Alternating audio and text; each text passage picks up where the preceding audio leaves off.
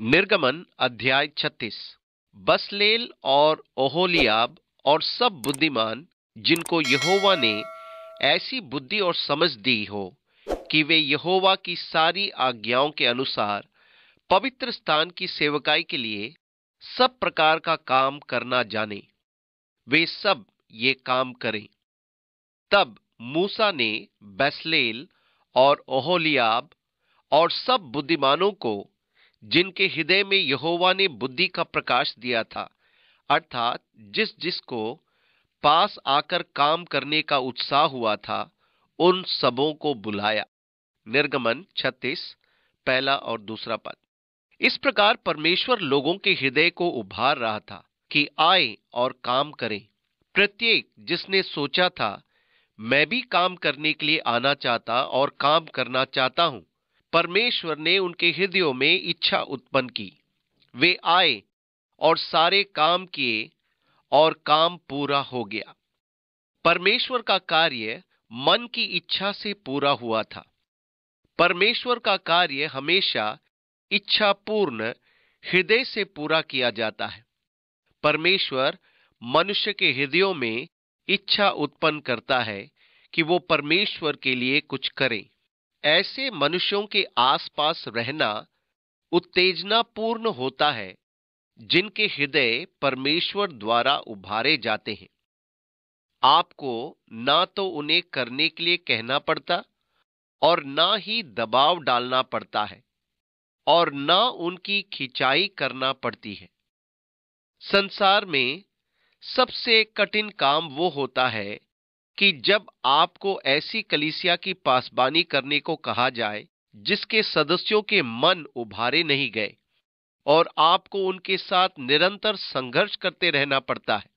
परंतु जब आपको कुछ ऐसे मनुष्य मिल जाते हैं जिनके मन में परमेश्वर ने इच्छा उत्पन्न कर दी है, तो जैसे ये देखने को मिलता है, उन्हें रोकना आपके लिए कठिन हो जाता है।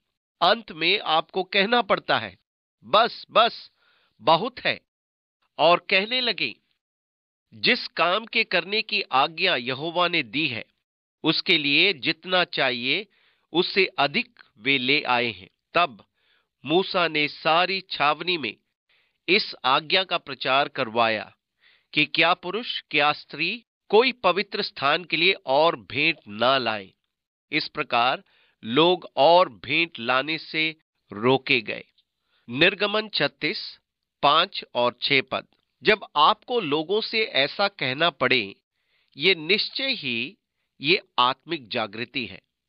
ठीक है, ये बहुत है, अब और अधिक मत लाइए। ये सच में सुंदर बात नहीं, क्योंकि जो सामान उनके पास आया था वो आवश्यकताओं के लिए पर्याप्त वरन अधिक था।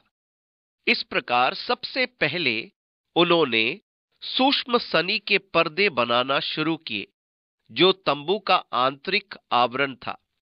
इसके बाद उन्होंने बकरी के बाल के पर्दों को बनाना आरंभ किया, जिन्हें सूक्ष्म सनी के पर्दों के ऊपर लगाया जाना था, जिन पर कशीदकरी एवं कढ़ाई की गई थी।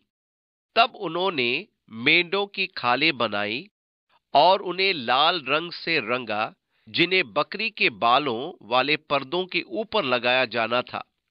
तब उन्हें तख्ते और चांदी के कड़े बनाने थे, जिनके द्वारा तख्तों को जमीन पर खड़ा करना था कि वे तंबू की परिधि तैयार करें। आपको स्मरण हो कि उन्हें 15 फुट चौड़ा और 45 फुट लंबा रखना था। तब इन बबूल के तख्तों को सोने के आवरण से ढककर 40 चांदी के कड़ों से आपस में जोड़ना था। फिर उन्हें उन आंकड़ों में डालने के लिए डंडे बनाए थे कि उन्हें सीधा खड़ा किया जा सके। अध्याय 38 के पद 24 में ये बताया गया है कि पवित्र स्थान के संपूर्ण काम के लिए जो भेंट का सोना लाया गया वो 29 किकार और 730 शेकेल था, और मंडली द्वारा लाई गई चांदी 100 किकार और 1775 शेकेल थी। इस प्रकार से ये सुंदर मूल्यवान तंबू था जो वे परमेश्वर के लिए तैयार कर रहे थे। इसमें वे जंगलवास के समय परमेश्वर से भेंट किया करते थे। अध्याय 39 में हारून के लिए याजकीय वस्त्र तैयार किए, ये हम देख चुके। एपोद का बागा संपूर्ण नीले रंग का बनाया गया। फिर उन्होंने हारून और उसके पुत्रों के लिए बटी हुई सूक्ष्म सनी के कपड़े के अंग रखे और सूक्ष्म सनी के कपड़ों की पगड़ी और सूक्ष्म सनी के कपड़े की सुंदर टोपियां इत्यादि बनाए थे। फिर उन्होंने पवित्र मुकुट की पटरी चोखे सोने की बनाई और जैसे छापे में वैसे ही उसमें ये अक्षर खोदे गए, अर्थात यहोवा के लिए पवित्र।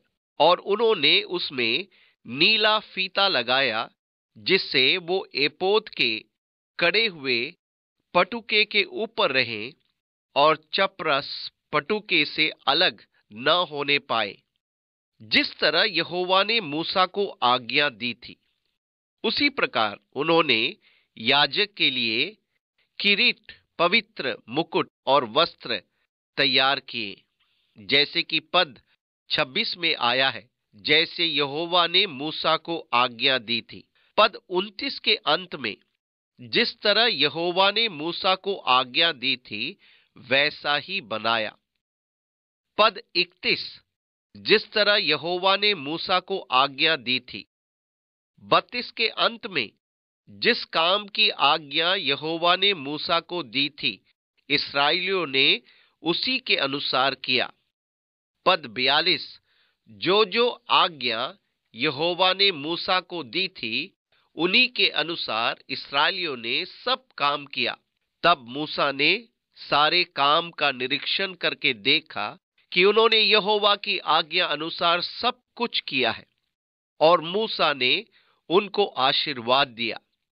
अतः जिस प्रकार का नक्शा यहोवा ने मूसा को दिखाया था, सब कुछ ठीक उसी के अनुसार बनाया गया, क्योंकि ये सारा नमूना स्वर्ग के मंदिर की प्रतिछाया थी।